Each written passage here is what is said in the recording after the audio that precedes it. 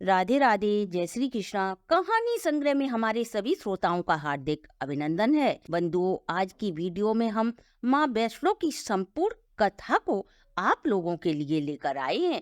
जो भी भक्त सच्ची श्रद्धा और भक्ति के साथ इस रहस्यमयी कथा को भक्ति भाव से श्रवण करता है, माँ वैष्णो देवी की कृपा से उसके सभी मनोरथ पूर्ण होते हैं।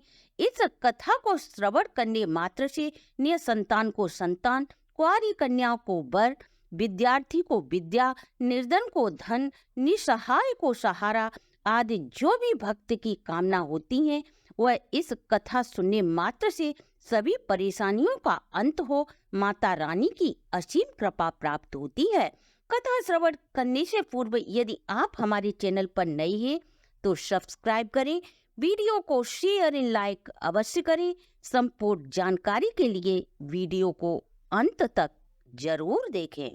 पुराणों की इस कथा के अनुसार जब संसार में अधर्मियों का बाहुबल हो गया था, तब धर्म की हानि को देखकर सत, रज और तम इन तीनों गुणों के स्वरूप में महासरस्वती, महालक्ष्मी और महादुर्गा अपने सामूहिक बल से धर्म की रक्षा हेतु एक कन्या के रूप में जन्म लेती हैं। यह अद्भुत कन्या त्रेता युग में भारत के दक्षिणी समुद्र तट पर रामेश्वरम में पंडित रत्नाकर की पुत्री के रूप में जन्म लेती हैं। रत्नाकर इस बच्ची का नाम त्रकुटा रखते हैं, परंतु भगवान विष्णु के अंश से प्रकट होने के कारण यह कन्या जगत में वैष्णवी के नाम से प्रसिद्ध हुई। जब यह कन्या 9 साल की थी, तभी भगवान विष्णु ने श्री राम के रूप में अयोध्या के चक्रवर्ती सम्राट राजा दशरथ के यहाँ पुत्र के रूप में जन्म लिया। जब यह बात वैष्णवी को पता चली कि स्वयं श्री हर विष्णु ने राम के रूप में जन्म ले लिया है, तो वह भगवान राम को पति के रूप में पाने के लिए कठोर तप करने लगी। इधर प्रभु श्री राम सीता की खोज करते करते रामेश्वरम पहुँचे। उन्होंने देखा एक कन्या तपस्या में लीन है। प्रभु श्री राम को पति के रूप में पाने के लिए कठोर तप कर रही थी।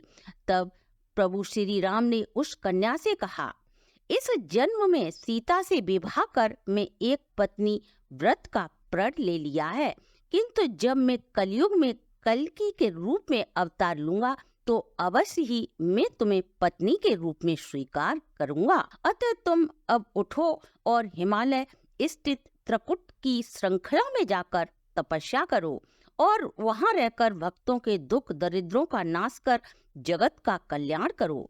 जब प्रभु श्री राम ने लंका पर चढ़ाई कर रावण को मारकर विजय प्राप्त की, तो माँ ने अपने भक्तों द्वारा इस दिन को नवरात्रों के पर्व के रूप में मनाने का सुझाव दिया।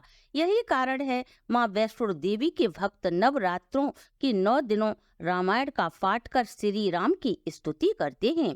श्री राम ने भी इस संसार को यह संदेश दिया था कि नवरात्रों में माँ वैष्णो की जो भी पूजा आराधना जप तप करेगा, उसके सभी मनोरथ पूर्ण हो, संसार में यश कीर्ति में वृद्धि होगी। वहीं अन्य दूसरी कथा के अनुसार पहाड़ों वाली माता ने अपने परम भक्त श्रीधर की भक्ति से प्रसन्न होकर उसकी लाज बचाई और पूरे सृष्टि को अपने अस्तित्व का प्रणाम दिया। वर्तमान कटरा कस्बे से 2 किलोमीटर दूरी पर स्थित हंसाली गांव में माँ वैष्णवी के परम भक्त श्रीधर रहते थे। वह निसंतान होने से दुखी रहती थी। एक दिन उन्होंने नवरात्रि पूजन के लिए कुंवारी कन्याओं को बुलाया। माँ वैष्णो कन्या के वेश में उन्हीं के साथ आकर बीच में बैठ गईं। पूजन के बाद सभी कन्याएं तो अपने अपने स्थान को चली गईं, पर माँ वैष्णो देवी वहीं बनी रहीं और श्रीधर से बोली, सबको अपने घर भंडारे का निमंत्रण दे आओ। श्रीधर ने उस दिव्य कन्या की बात मान ली और आसपास के गांव में भंडारे का संदेश देने पहुंचा।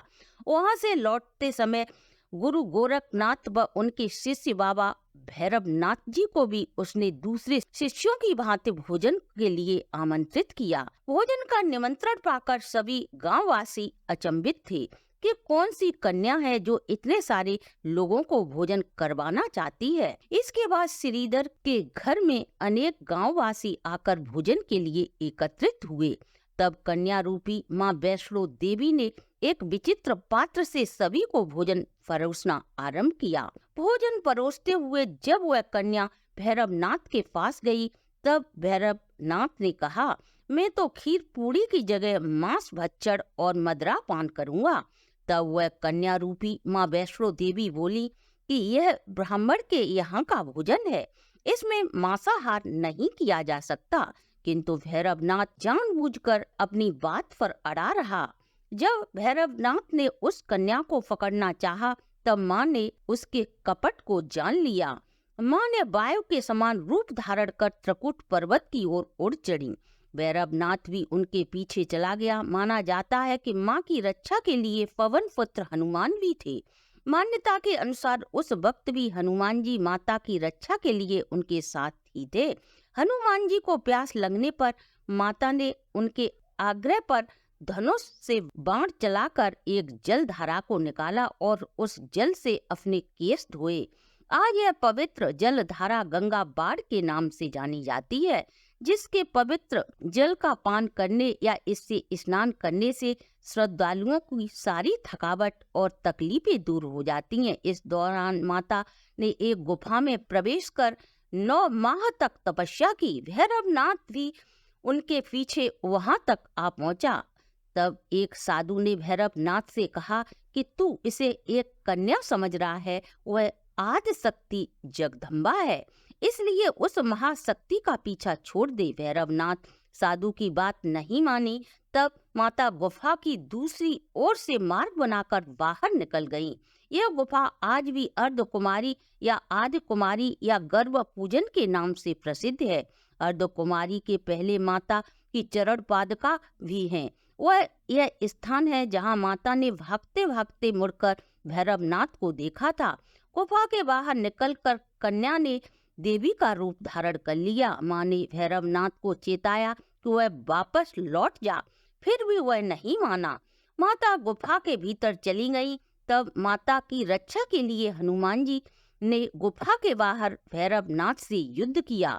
भैरवनाथ ने फिर भी हार नहीं मानी। जब वीर हनुमान लड़ते लड़ते निहाल हो गए, तब माता वैष्णवी ने महाकाली का रूप लेकर भैरवनाथ का संहार कर दिया। भैरवनाथ का सिर कटकर भवन से 8 किलोमीटर की दूर त्रिकुट पर्वत की भैरव घाटी में जा गिरा। उस स्थान को भैरवनाथ के मंदिर के नाम से आज जाना जाता है। जिस स्थान पर माँ वैष्णो देवी ने हटी भैरवनाथ का वध किया था, वह स्थान पवित्र गुफा अथवा भवन के नाम से प्रसिद्ध है। इसी स्थान पर माँ काली, माँ सरस्वती और माँ लक्ष्मी पिंडी के रूप में गुफा में विराजमान हैं। इन तीनों के सम्मिलित रूप को ही माँ वैष्णो देवी कहा जाता है। इन 3 भव्य पिंडियों के साथ कुछ श्रद्धालु भक्तों एवं जम्मू कश्मीर के भूतपूर्व नरेशों द्वारा स्थापित मूर्तियां एवं यंत्र भी स्थापित हैं। कहा जाता है कि अपने वध के बाद भैरवनाथ को अपनी भूल का पश्चाताप हुआ और उसने माँ से क्षमा दान की भीख मांगी। तब माँ वैष्णो देवी ने भैरवनाथ से प्रसन्न होकर उसे मोक्ष का वर दिया।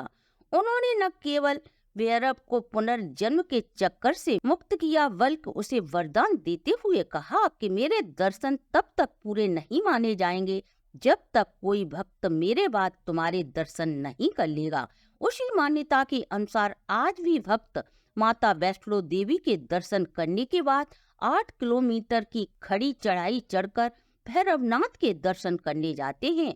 इस बीच वैष्णो देवी ने 3 पिंड सहित एक चट्टान का आकार ग्रहण किया और सदा के लिए ध्यान मग्न हो गयीं। इसी बीच पंडित श्रीधर अधीर हो गया। वे त्रिकुट पर्वत की ओर उसी रास्ते से आगे बढ़े और उन्होंने सपने में देखा था। अंततः वे गुफा के द्वार पर जा पहुँचे। उन्होंने कई विधि से पिंडियों की पूजा को अपनी दिनचर्या बना लिया। देवी उनकी पूजा से प्रसन्न हुई। वे उनके सामने साक्षात प्रकट हुईं और उन्हें आशीर्वाद दिया।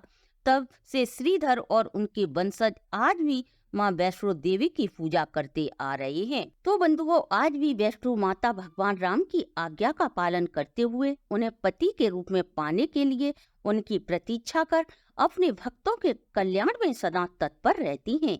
यही कारण है माँ वैष्णो अभी तक कुंवारी हैं। तो भक्तों, कैसी लगी हमारी प्रस्तुति? अगर आपको हमारी वीडियो पसंद आई हो तो आप हमारे चैनल को लाइक, सब्सक्राइब और शेयर अवश्य करें।